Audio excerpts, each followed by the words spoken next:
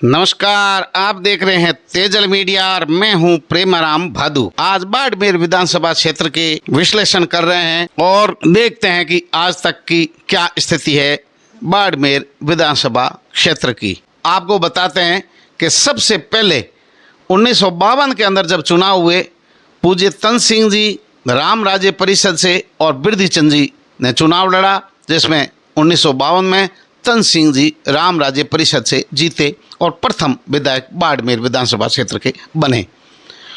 1957 के अंदर फिर तन सिंह जी और महिला प्रत्याशी जो रुक्मिणी देवी, उनके बीच में मुकाबला हुआ और तन सिंह जी जीते 1957 के अंदर राम राज्य परिषद से। 1962 के चुनाव में उमेश सिंह जी निर्दलीय और बिरदीचंद जी आमने सामने चुनाव लड़े, जिसमें उमेश सिंह जी जीते 1962 के अंदर। 1967 के अंदर बिरदीचंद जैन कांग्रेस से और उमेश सिंह जी का मुकाबला हुआ, जिसमें पहली बार बिरदीचंद जैन जीते। 1967 में बिरदीचंद जैन कांग्रेस की ओर से विधायक बने। 1972 के चुनाव में बिरदीचंद जैन और उमेश सिंह जी के बीच में एक बार फिर मुकाबला हुआ और जिसमें बिरदीचंद जैन 1972 के अंदर दूसरी बार जीते।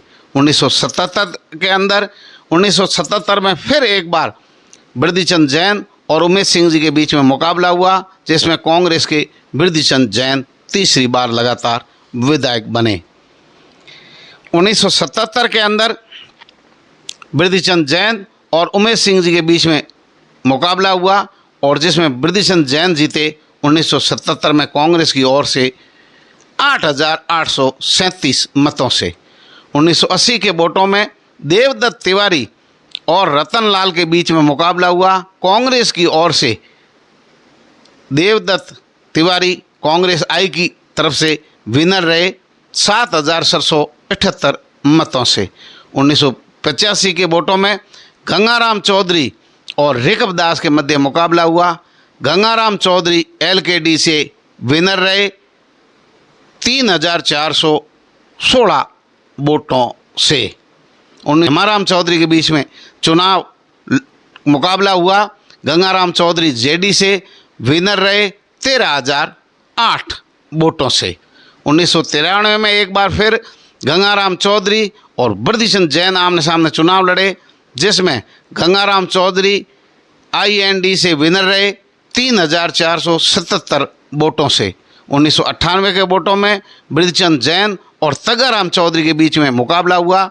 बिरदीचंद जैन जीते 33,611 वोटों से। ये अब तक की सबसे बड़ी जीत है। 2003 में फिर तगाराम चौधरी और बिरदीचंद जैन के बीच में मुकाबला हुआ। यहाँ BJP के तगाराम चौधरी पहली बार 30,523 वोटों से जीते। 2008 के चुनाव में मेवाराम जैन और मृदुरेखा चौधरी के बीच में मुकाबला हुआ, जिसमें कांग्रेस के मेवाराम जैन जीते 24,044 वोटों से। 2013 के चुनाव में मेवाराम जैन डॉक्टर प्रियंका चौधरी के बीच में मुकाबला हुआ। डॉक्टर प्रियंका चौधरी BJP की ओर से, कांग्रेस की ओर से मेवाराम जैन जीते 5,913 वोटों से। 2018 के चुनाव में फिर तीसरी बार मेवाराम जैन और सामने कर्नल सोनाराम चौधरी भाजपा से, मेवाराम जैन कांग्रेस से। मेवाराम जैन जीते 33,047 वोटों से। ये अब तक का जो गणित था विधानसभा सीट बाड़मेर का।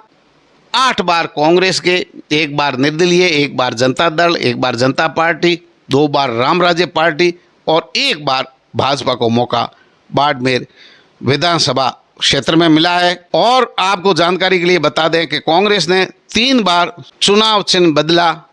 पहले 2 बैलों की जोड़ी थी, फिर इंदिरा गांधी से 1971 के अंदर गाय बछड़ा, फिर 1977 से हाथ, और जनसंघ के भी पहले दीपक था और फिर भाजपा ने अपना कमल चुनाव चिन्ह घोषित कर दिया। अब आप देखते हैं वर्तमान दावेदारों की। बिरदीचंद जी 4 बार बाड़मेर विधानसभा क्षेत्र के विधायक रहे और मेवाराम जैन तीसरी बार अब विधायक है। क्या मेवाराम जैन चौथी बार जीत करके बिरदीचंद की बराबरी करेंगे।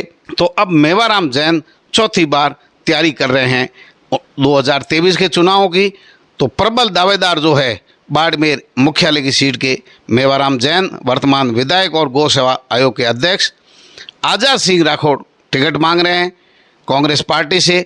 मानवेंद्र सिंह की भी नज़र है कि कहीं आज़ाद सिंह और मेवाराम के तोड़ के रूप में मानवेंद्र सिंह को चुनाव लड़ाया जा सकता है।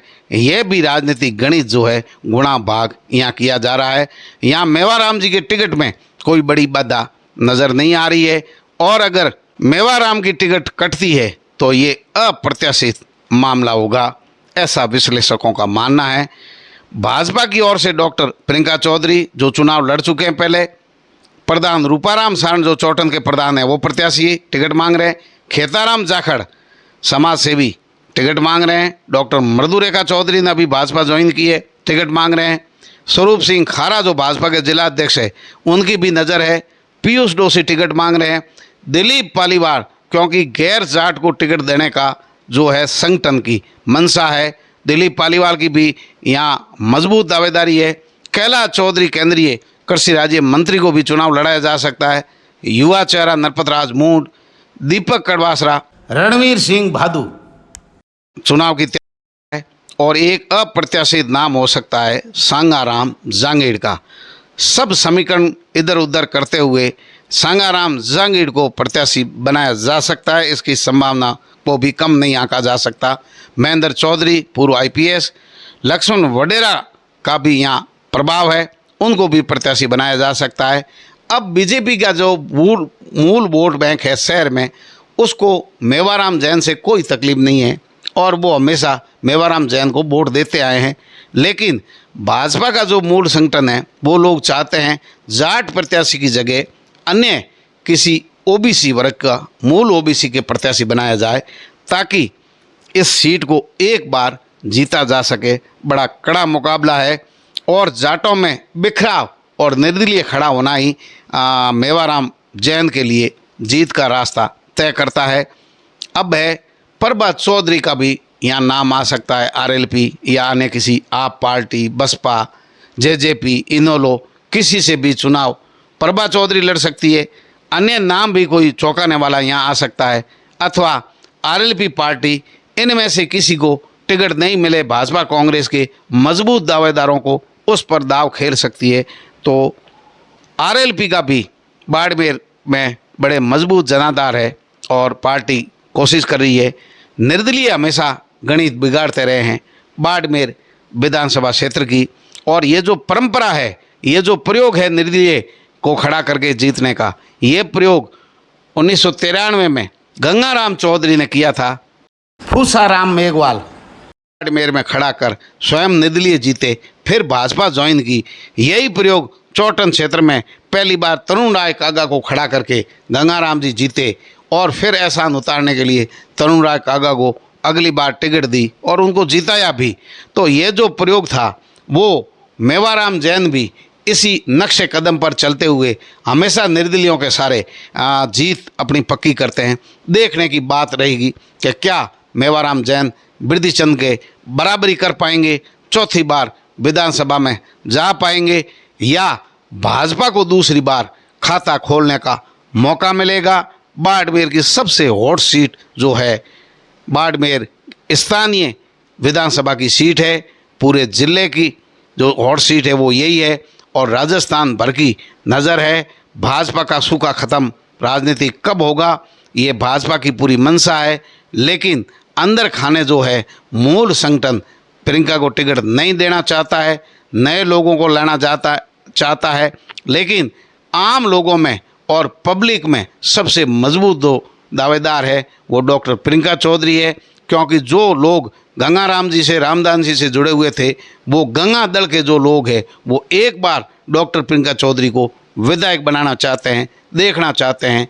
और यहाँ जाट बहुल्य क्षेत्र है जिसमें हमेशा बिखराव रहा है या निर्दलीय खड़े होते रहे हैं। जब तक इस सीट पर भाजपा के झोली में जाट प्रत्याशी है, और जीत तब जाएगी जब जाटों के वोटों में बिखराव नहीं होगा। लेकिन जब तक मेवाराम जैन की कूटनीति सफल रहेगी तब तक मेवाराम को हराना मुश्किल है, नामुश्किल है और बहुत ही आसान नहीं है इस सीट पर भाजपा को जीतना, क्योंकि मेवाराम जैसा कूटनीतिज्ञ, राजनीतिज्ञ, चाणक्य और कहाँ से कौन सा वोट निकाला जा सकता है, ये पूरी गणित है। नफ़ा नुकसान हमेशा मेवाराम जैन करते हैं और उनकी जो गणित है वो बड़ी हमेशा सफल होती है।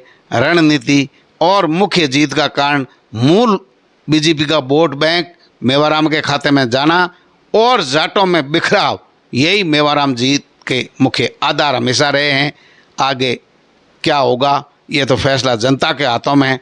हमारा एक साधारण विश्लेषण है कि अगर मेवाराम जैन तब हारते हैं जब बीजेपी का मूल वोट बैंक बीजेपी को मिले और जाट वोटों में बिखराव नहीं हो, और प्रत्याशी तो कोई भी हो सकता है।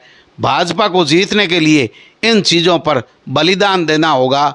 मैं पहले बात को छोड़ना होगा, केवल भाजपा को वोट देना होगा, तो हो सकता है ये सीट उनके खाते में आ जाए। वर्तमान में तो मेवाराम जो है आगे चल रहे हैं।